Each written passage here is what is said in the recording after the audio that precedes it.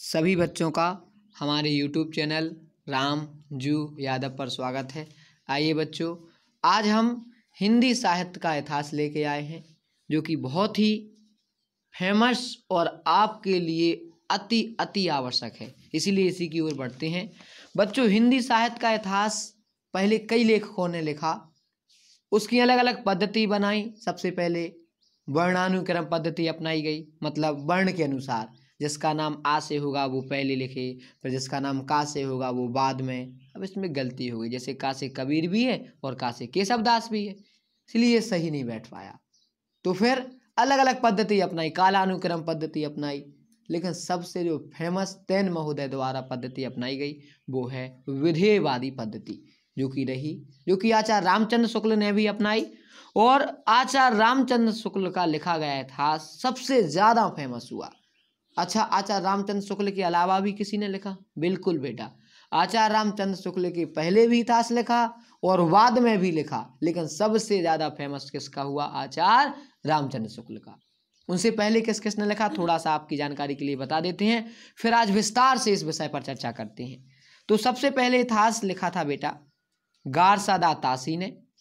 उनकी रचना का नाम था इस्तवार दा लिटरेट्यूर एन दू हिंदुस्तानी, जो कि फ्रेंच भाषा में लिखी गई थी। 1843 ईस्वी में पहला भाग और बाकी 1843 ईस्वी में लिखा गया था। उसके बाद शिव सिंह सेंगर ने शिव सिंह सरोज नामक रचना 1883 में लिखी थी। उसके बाद जॉर्ज ग्रियर्सन ने the modern vernacular literature of Hindustan 1888 में ये रचना नामक इतिहास लिखी थी। उसके बाद मिश्र बंधु, जो कि तीनों भाई थे, गणेश बिहारी मिश्र, श्याम बिहारी मिश्र और सुखदेव बिहारी मिश्र, इन्होंने मिश्र बंधु विनोद नामक इतिहास लिखा, जो कि प्रथम 3 भाग 1913 में और चौथा भाग 1934 में प्रकाशित हुआ। उसके बाद जो कि सबसे फेमस है वो है हिंदी साहित्य का इतिहास 1929 में लिखा। किसने लिखा? आचार्य रामचंद्र शुक्ल ने। नागरी प्रचारणी सभा द्वारा इसे हिंदी शब्द सागर की भूमिका में प्रकाशित किया गया था बच्चों। इनके बाद भी लिखा डॉक्टर राम कुमार वर्मा ने 1938 में हिंदी साहित्य का आलोचनात्मक इतिहास लिखा। हजारी प्रसाद द्विवेदी के तो 3 भाग हैं हिंदी साहित्य के इतिहास के। हिंदी साहित्य की भूमिका 1940, हिंदी साहित्य का आदिकाल 1952, हिंदी साहित्य उद्भव और विकास 1952। उसके बाद हिंदी साहित्य का वैज्ञानिक इतिहास 1965 नामक रचना गणपति चंद्र गुप्त ने लिखी। तो इस प्रकार हम कह सकते हैं कि हिंदी साहित्य का इतिहास रामचंद्र शुक्ल के पहले और बाद में कई लेखकों ने लिखा, लेकिन सबसे ज़्यादा फेमस हुआ आचार्य रामचंद्र शुक्ल का। प्यारे बच्चों, आचार्य रामचंद्र शुक्ल के ने अपने हिंदी साहित्य के इतिहास को प्रमुख 4 भागों में बांटा। आपको स्क्रीन पर दिखाई दे रहा होगा आदिकाल, जिसकी समय सीमा आपको दिखाई दे रही होगी, जिसे 1050 से 1375 विक्रम संवत लिखी है। अच्छा, विक्रम संवत और सन में 57 यानी 57 का अंतर होता है। बच्चों, आदिकाल को आदिकाल नाम किसने दिया? हजारी प्रसाद द्विवेदी ने। और साथ में एक और ने भी कहा है, डॉक्टर रमाशंकर शुक्ल रसाल ने भी कहा है। फेमस ये हैं, आदिकाल को आदिकाल किसने कहा? हजारी प्रसाद द्विवेदी ने। और आदिकाल को वीरगाथा काल नाम दिया आचार्य रामचंद्र शुक्ल ने। और भी आदिकाल के नाम हैं।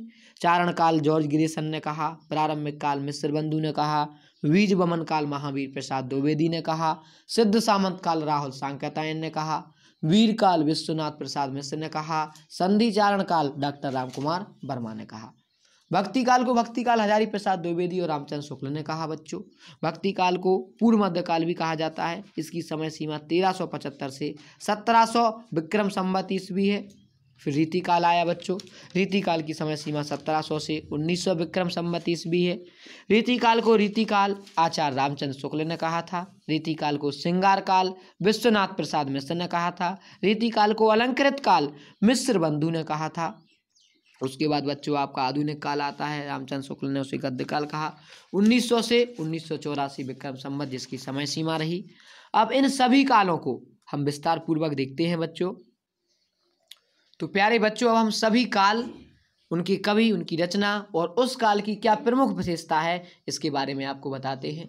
सबसे पहला काल वीरगाथा काल, जो कि आदिकाल जिसको नाम से जाना गया था। इसके फेमस कवि हैं चंद बरदाई, जिनकी रचना है पृथ्वीराज रासो। दूसरे अन्य कवि भी हैं जगनिक, परमाल रासो आलखंड के नाम से, दलपति विजय, खुमाण रासो, नरपति नाल, बीसल देव रासो, विद्यापति, विद्यापति पदावली। ये इनके फेमस लेखक और रचनाएं हो गई। प्यारे बच्चों, इस युग की विशेषताएं रहीं। वीर एवं श्रृंगार रस की प्रधानता रही इसमें, आश्रयदाताओं की प्रशंसा रही इस युग में, कल्पना की प्रचुरता रही, डिंगल पिंगल भाषाओं का भी प्रयोग हुआ। अच्छा, ऐतिहासिकता का इसमें अभाव रहा, मैथिली भाषा का प्रयोग हुआ, श्रृंगार रस भी प्रधान रहा, गीत काव्यों का प्रयोग हुआ। ये इस काल की फेमस विशेषताएं एक बार और सुन लीजिएगा। वीर एवं श्रृंगार रस की प्रधानता, आश्रयदाताओं की प्रशंसा, डिंगल पिंगल भाषा का प्रयोग, ये 3 बहुत फेमस है। ये आप विशेषताएं लिख सकते हैं, क्योंकि इस समय जो कवि जिसके आश्रय में रहता था उसी का वर्णन कर दिया, तो इसलिए आश्रयदाताओं की प्रशंसा रही और युद्धों का सजीव चित्रण रहा इस युग में। इसके फेमस हमने लेखक आपको बताई दिए। प्यारे बच्चों, जो अपना दूसरा काल है वो आपके सामने दिखाई दे रहा होगा, भक्ति काल है उसको। अच्छा, एक और इसमें लेखक आपको दिखाई दे रहे हैं इस युग के, अमीर खुसरो भी रहे। अमीर खुसरो, खुसरो की पहेलियाँ मुकरियाँ नामक इनकी वो रचना रही, बहुत फेमस है अमीर खुसरो। अमीर खुसरो को गजल का भी शौक था, गजल लेखक भी इन्हें कहते हैं, ठीक है, सितार भी बजाते थे। उसके कीर्तिलता, कीर्ति पताका, ये विद्यापति की रचना है। और एक और आपको पीछे आप अपन शायद छोड़ाए होंगे, विद्यापति की एक विद्यापति पदावली। विद्यापति की रचना कौन है? विद्यापति पदावली, कीर्तिलता और कीर्ति पताका। उसके बाद अमीर खुसरो की पहेलियाँ, खड़ी बोली, ठीक है, तो पहेलियाँ मुकरियाँ नाम से इनकी रचनाएं रही। तो ये हुई आदिकाल के लेखक और इनकी रचनाएं और विशेषताएं। उसके बाद इसमें कुछ और विशेषताएं भी दी। अपभ्रंश में रचित है, कीर्तिलता कीर्ति पताका अपभ्रंश में रचित है, खुसरो की पहेलियाँ खड़ी बोली में मनोरंजक काव्य है। उसके बाद आता है प्यारे बच्चों भक्ति काल। यदि हम भक्ति काल की बात करें तो भक्ति काल को हमने मुख्य रूप से 2 भागों में बांटा, एक तो ज्ञान मार्गी और एक प्रेम मार्गी। भक्ति काल को मुख्य रूप से 2 भागों में बांटा, एक निर्गुण काव्य धारा, एक सगुण काव्य धारा। प्यारे बच्चों, निर्गुण काव्य धारा को 2 भागों में बांटा, एक ज्ञान मार्गी एक प्रेम मार्गी, और सगुण काव्य धारा को भी 2 भागों में बांटा, एक राम भक्ति शाखा और एक कृष्ण भक्ति शाखा। निर्गुण काव्य धारा किसे कहा गया? जिसमें भगवान की निराकार रूप का वर्णन किया गया, जिसमें ज्ञान मार्गी में ज्ञान की बातें, जिसके प्रमुख कवि कबीरदास जी रहे। प्रेम मार्गी के जायसी। सगुण काव्य धारा उसे कहा गया जिसमें भगवान के साकार रूप का वर्णन किया गया। उसमें भी 2 शाखाएं, राम भक्ति शाखा, कृष्ण भक्ति शाखा। राम भक्ति शाखा के गोस्वामी तुलसीदास जी रहे और कृष्ण भक्ति शाखा के सूरदास जी रहे। तो बच्चों, सबसे पहले हम निर्गुण काव्य धारा की शाखा देखते हैं, संत काव्य धारा, या जिसे हम ज्ञानाश्री शाखा कहते हैं। इसके लेखक आपके सामने हैं, कबीरदास जिनकी रचना है बीजक, और गुरु नानक भी हैं इसके अलावा जिनकी रचना है जपू जी। इसमें क्या विशेषता रही इस युग की? तो ज्ञानाश्री शाखा की विशेषता रही निर्गुण ब्रह्मा की उपासना, रूढ़ियों का इन्होंने खंडन किया, पातर पूजे हरि मिले तो मैं पूजो पहाड़, मानव मूल्यों पर बल दिया गया, बाह्य आडंबरों का खंडन किया गया, गुरु की महत्ता का वर्णन किया गया। गुरु गोविंद दो उखड़े काके लागो पाए, बलहारी गुरु आपने गोविंद दियो बताए। सदुक्कड़ी भाषा का प्रयोग हुआ और रहस्यवादी भावना का भी प्रयोग हुआ। उसके बाद यदि हम बेटा सूफी काव्य धारा, या जैसे हम प्रेम मार्गी की बात करेंगे, तो इसके प्रमुख लेखक मलिक मोहम्मद जायसी जी रहे, जिनकी रचना पद्मावत, अखरावट और आखिरी कलाम नाम से हैं। ये सूफी कवि हते। कुतुवन भी इसके अलावा कवि हैं इसके, मृगावती जिनकी रचना है मनसबी शैली, मंजन है, मधुमालती, प्रेम की महत्ता का वर्णन किया गया, मुल्ला दाऊद, चंदायन जिनकी रचना है। तो इससे युग की क्या विशेषता रही? सूफी कवि हुए, प्रेम की महत्ता को वर्णन दिया गया, हिंदी साहित्य का चित्रण किया गया, वस्तु वर्णन की प्रधानता की गई। उसके बाद कृष्ण भक्ति शाखा आती है प्यारे बच्चों। तो कृष्ण भक्ति शाखा के प्रमुख कवि अपने सूरदास जी रहे। कौन रहे प्यारे बच्चों? सूरदास जी रहे। इसके प्रमुख कवि रहे सूरदास जी। और सूरदास जी की रचना 3 बड़ी फेमस, सूरसागर, सारावली, साहित्य लहरी। सूरसागर, सारावली और कौन सी प्यारे बच्चों? साहित्य लहरी। इसके अलावा नंददास भी रहे, इनकी रचना रास पंचाध्यायी, भंवर गीत, रसबंजरी और विरह मंजरी। इसकी महत्ता क्या रही? इसमें अष्टछाप के कवियों का यानी 8 कवियों का वर्णन किया गया। इस काल में बेटा अष्टछाप के कितने कवियों का वर्णन किया गया? 8। अष्टछाप के कितने कवियों का वर्णन किया गया? 8 कवियों का वर्णन किया गया इस काल में। प्यारे बच्चों, अष्टछाप में जो कवि थे वो 8 कवि थे। मैं बार बार बता रहा हूँ, इस बात को विशेष गौर से सुने। उसमें विट्ठलनाथ ने अष्टछाप की स्थापना की थी। उनमें कुंभन दास, परमानंद दास, कृष्णदास, गोविंद स्वामी, छीत स्वामी, चतुर्बोध दास और नंददास, ये अष्टछाप के कवि थे और इनके प्रतिनिधि कवि थे सूरदास जी। इसकी हमने विशेषताएं यदि बात करें तो सखा भाव की भी भक्ति रही, इसमें ब्रज भाषा का इसमें प्रयोग हुआ, वात्सल्य श्रृंगार रस की प्रधानता रही, श्री कृष्ण की लीलाओं का वर्णन किया गया, गोपियों की विरह वेदना का चित्रण किया गया और निर्गुण का खंडन किया गया, सगुण काव्यधारा का इसमें किया गया। उसके बाद आता है प्यारे बच्चों राम भक्ति शाखा, सगुण काव्यधारा की एक शाखा है। इसमें तुलसीदास जी इसके सबसे फेमस या प्रवक्ता कवि हैं, जिनकी रचना रामचरितमानस सबसे फेमस, विनय पत्रिका, कवितावली, गीतावली, दोहावली, जानकी मंगल, पार्वती मंगल, कृष्ण गीतावली, बरवे रामायण, हनुमान वाहक, रामलला, नहच्छु और वैराग्य संदीपनी, ये इनकी रचनाएं रही गोस्वामी तुलसीदास जी की। अच्छा, गोस्वामी तुलसीदास जी का नाम बचपन का था राम भोला। इनके बचपन का नाम क्या था? राम भोला। और इसके और भी कवि लेखक रहे अग्रदास, ध्यान मंजरी, रामाष्टयाम, जिनकी रचना रही। इसमें क्या विशेषता रही इस युग की? तो दास्य भावना की भक्ति हुई, ईश्वर के सगुण रूप का चित्रण किया गया और ब्रज अवधि का प्रयोग किया गया, लोक कल्याण की भावना किया गया, समन्वय की भावना, मानवतावादी भावना को प्रधान काव्य में रखा गया। उसके बाद प्यारे बच्चों अपना रीतिकाल आता है। तो रीतिकाल की बात करें तो रीतिकाल को अपन 3 भागों में इन्होंने बांटा, रीतिबद्ध काव्यधारा, रीति सिद्ध काव्यधारा और रीति मुक्त काव्यधारा। रीतिकाल को कितने भागों में बांटा प्यारे बच्चों? 3, रीतिबद्ध, रीति मुक्त और रीति सिद्ध।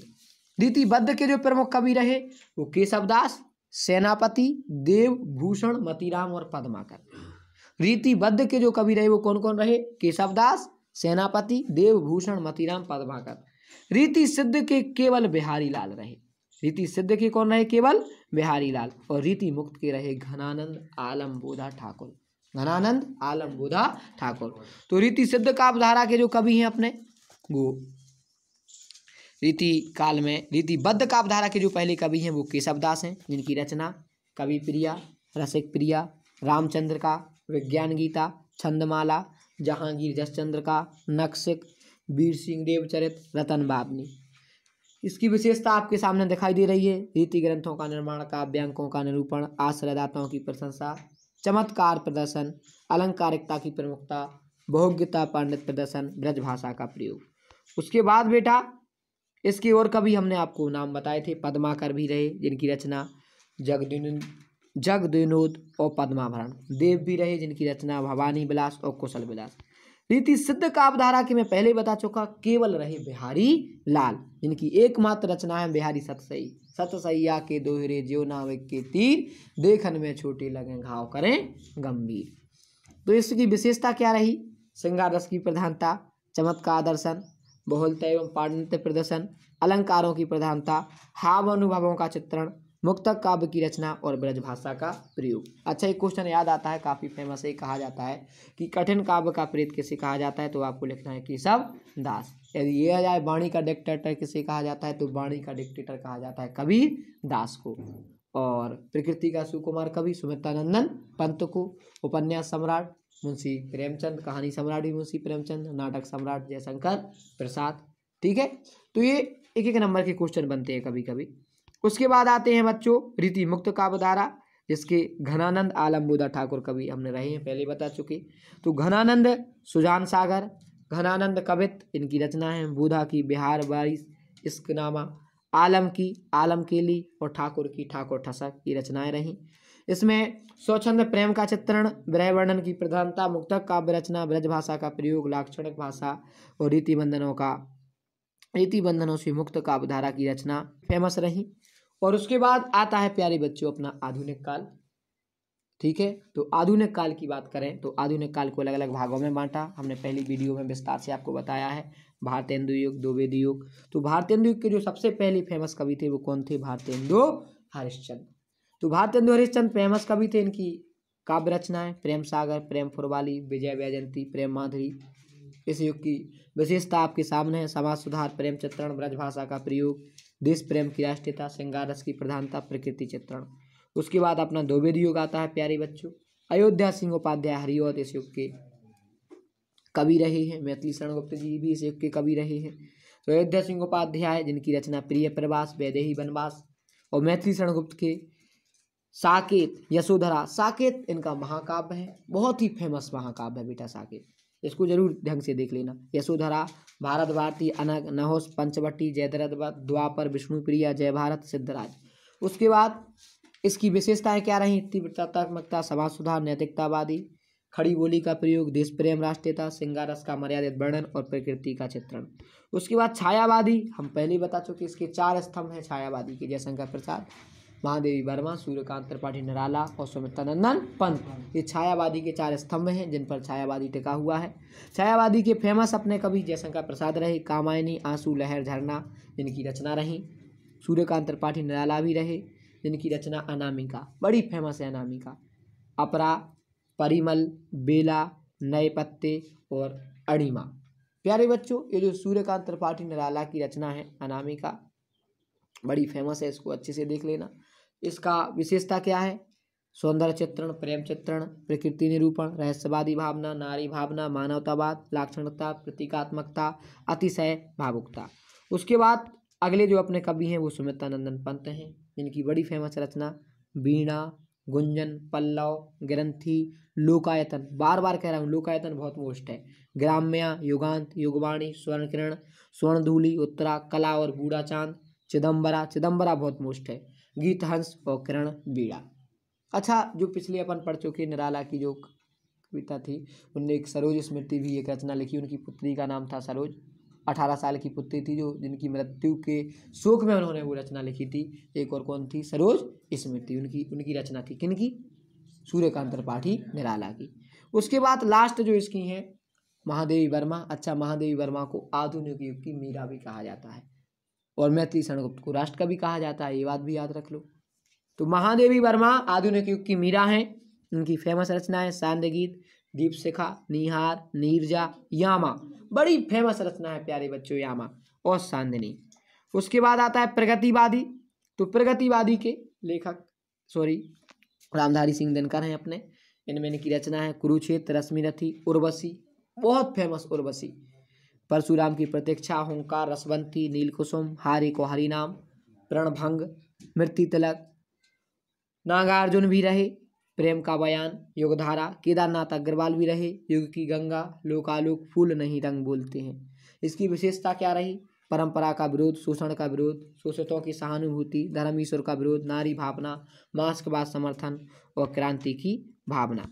तो इस प्रकार से हम कह सकते हैं कि अपना एक और लास्ट बचा प्रयोगवादी या नई कविता युग जिसे हम कह सकते हैं। इसके बहुत फेमस लेखक हैं अज्ञे ने तार सप्तक का संपादन किया था, दूसरा तीसरे तार सप्तक का भी संपादन किया था इनने। चिंता, इनकी और रचना हरी घास पर क्षणमण, आंगन के पार द्वार, कितनी नावें कितनी बार, भवानी प्रसाद मिश्र जिनकी रचना गीत फरोश, गजानन माधव मुक्तिबोध, चांद का मोह टेढ़ा जिनकी ये रचना हुई। और उसके बाद प्यारे बच्चों इस युग की विशेषताएं व्यक्तिकता, बौद्धिकता, अतुकांत कविता, क्षणवादी जीवन दर्शन, निराशा एवं कुंठा, नवीनता के प्रति आग्रह, शिल्पगत नवीनता और प्रतीकों एवं बिंबों की प्रमुखता। तो ये आप कह सकते हैं कि हमने आपको सारे युगों के बारे में, उनकी रचनाएं, उनके लेखक, उन युगों की विशेषताओं के बारे में बताया है। तो प्यारे बच्चों इनको अच्छे से तैयार करें, पेपर के लिए काफ़ी इम्पोर्टेंट हैं। और जिसको भी समझ में ना आया हो कमेंट करके ज़रूर बताएं। धन्यवाद।